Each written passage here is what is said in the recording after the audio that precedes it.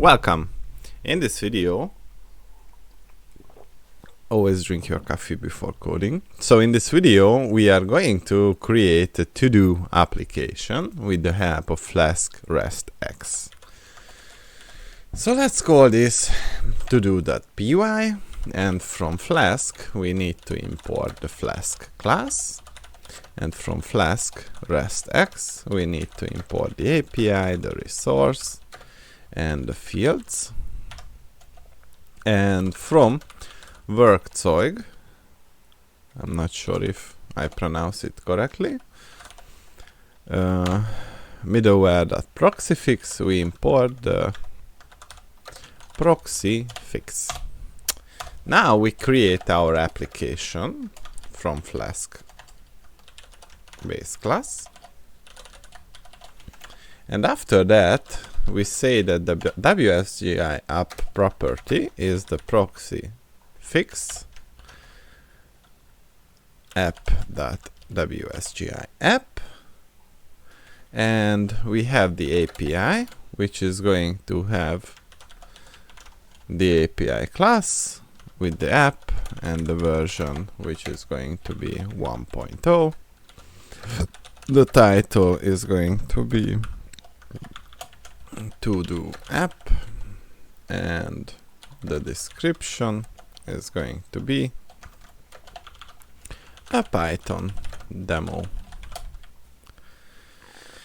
Alright, now what we have to do is to define our namespace, which comes from the API namespace, and we will call it ToDo's, and the description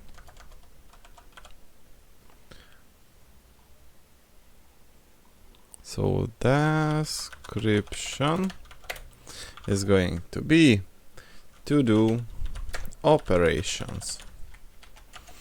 Now we can create our ToDo variable, which will contain the API.model, and after that we can tell that this is the ToDo, and what we will do is to create a dictionary, and we will have an ID which will come from the fields that integer read only is equal to true, and the description is going to be the unique task ID. And what we would like to do as well is to create a task. So let's put a comma here, do the task. This is also going to be an string field, which is going to be required, and the description will hold that this is the task details.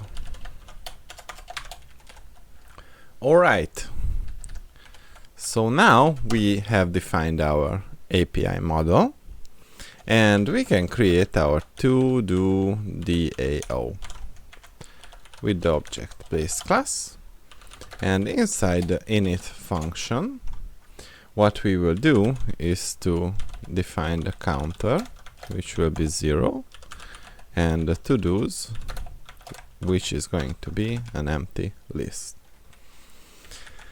And now what we would like to do is to define the get function, which will take an ID, and for ToDo in self.todos, if ToDo ID is equal to ID, then we return ToDo,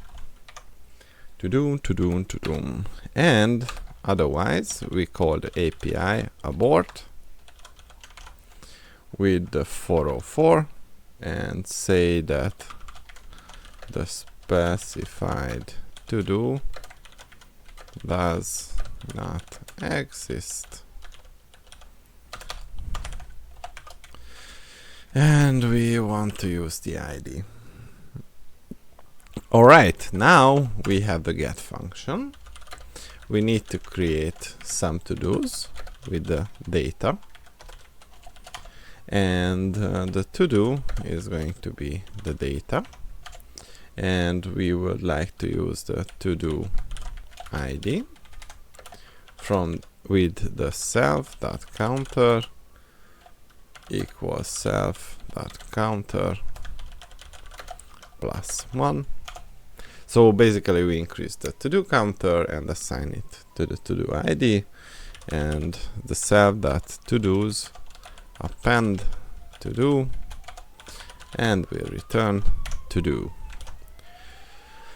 Alright, now what we have to do is to define an update function with the ID and data as arguments, and the to-do is going to be equal to the self.get ID and to-do.update data, and we return to-do. So what will happen here is that when we use the update context route, we will call the get function, and basically it will safeguard us from updating a to-do which is non-existent, because if we cannot get the ID of the specific to-do that we want to update, we will abort with 404. And as a decent API, we are supposed to be able to delete, and we use the self.get to get the to-do, and use the self.todos.remove to-do. Alright, so now the DAO variable will be an instance of the class we just defined, and we use the DAO.create, and we use the task, build an API, and build a Python solution, and build an arc. Great. So we have created some tasks, and what we need to do is to use the ns.route decorator, and in the default context route we will have a class with the to-do list, and this will be a resource based class, and we have the ns.doc and list to-dos, and the ns.marshal list with to-do, and get self, and return DAO to-dos, and we will have an ns.doc create to-do, ns.expect to-do, and ns.marshal with to-do task, not task code is 201, and we will have the post function, and basically we return the DAO.create API.payload and 201. So we just defined the get and post functions, and what we would like to do is to create another ns.route, and we will have an integer ID, and the ns.response is going to take the 404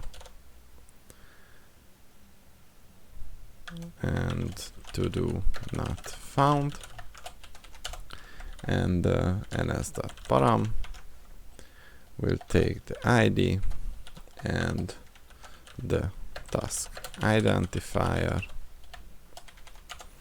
and the class ToDo will also be a resource, and we use the ns.doc get ToDo and the ns.marshal with the ToDo, and we define the get function with the ID, and we return the DAO.get ID,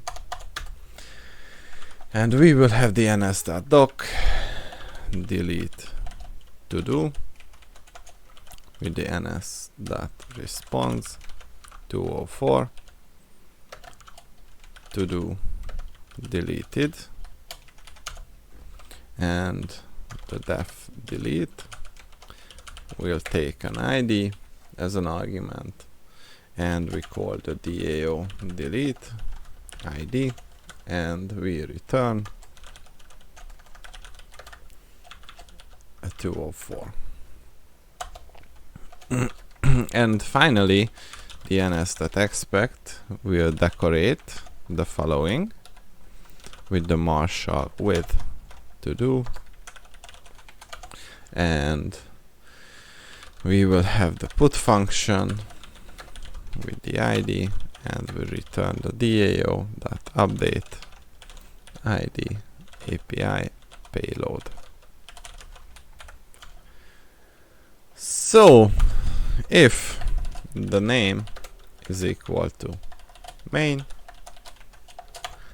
then we use the app.run with the debug equals true. Wow, so now we should be able to use the python.todo. Wow, and it started up.